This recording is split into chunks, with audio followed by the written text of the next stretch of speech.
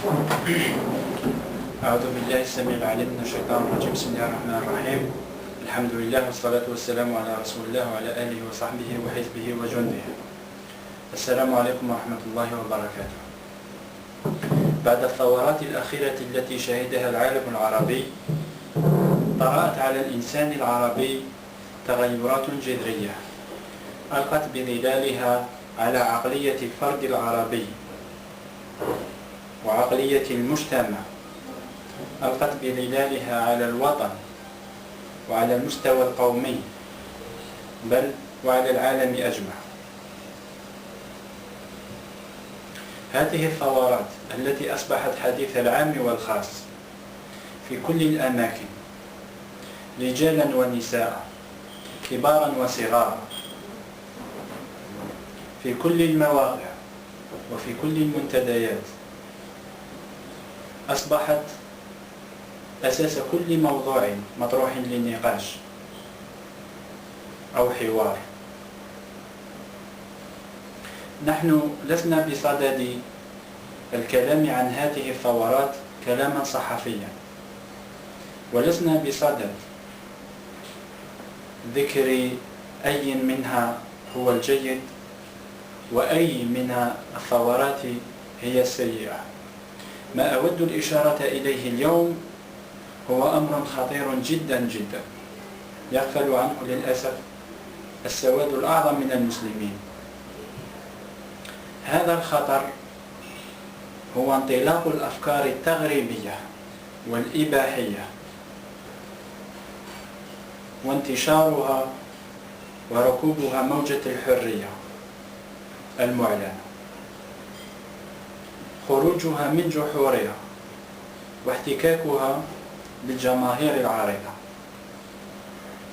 بعدما كنا نسمع تلك الأبواق من الأبراج العاجية حينا ومن عواصم أوروبية حينا أخرى،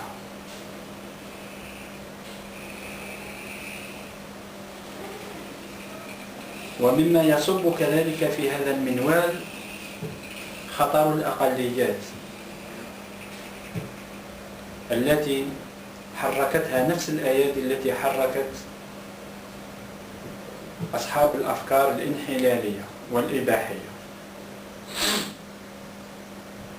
أشخاصا وجماعات وجمعيات وأحزاب وكيانات مدعومة من الخارج، كل أشكال الدعم المعروفة وغير المعروفة ركبت قطار الثورة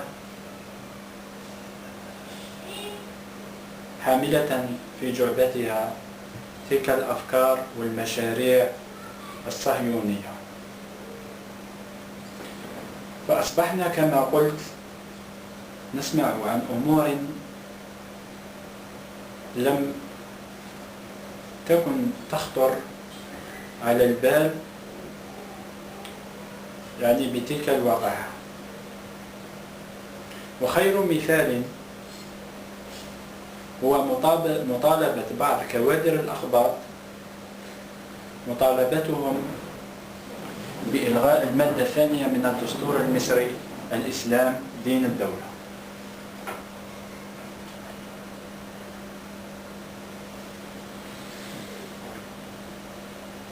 شرذمة من أقليات، وليس كل الأقليات بل منهم ناس محترمون، شرذمة من أقلية تريد أن تحذف دين 88% من السكان من أجل مشاريع صهيونية.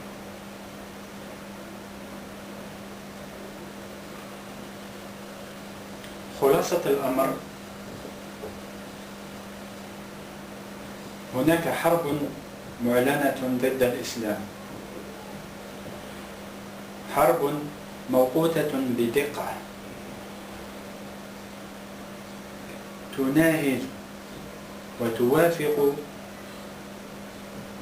العواطف والحماسات والجماهير الغاضبة التي أشعل فتيلها الظلم والتجويع.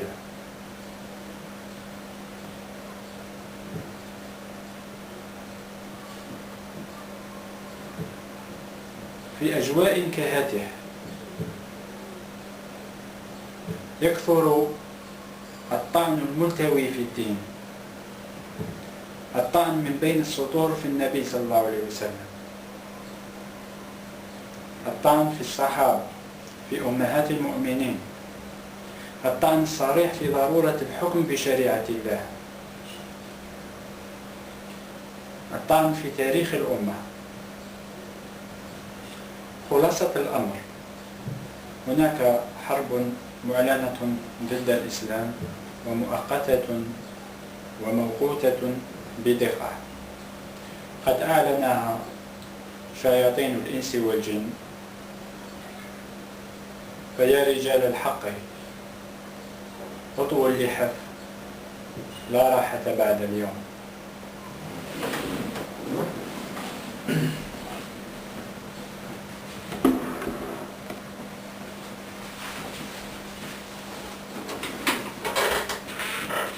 في خضم هذه الحرب وأنا أقوم بدورية عادية في الإنترنت، لفت انتباهي أمر طريف. القصة بدأت بعنوان لطيف، وهو الإعجاز العلمي في القرآن الكريم. دخلت الفيديو فإذا به فيديو خبيث يطعن في الدين الحنيف. ما جلب انتباهي ليس الفيديو ولا الشبهات، لأني والحمد لله قد رددت عليها بإسهاب في السلاسل السابقة لمن يهمه الأمر في قناة البيان، ولله الحمد والمنة والفضل والثناء الجميل. ولكن لا يهمني الرد على الفيديو بقدر ما همني الرد على صاحب الفيديو لأمور طريفة. شاهدوا معنا.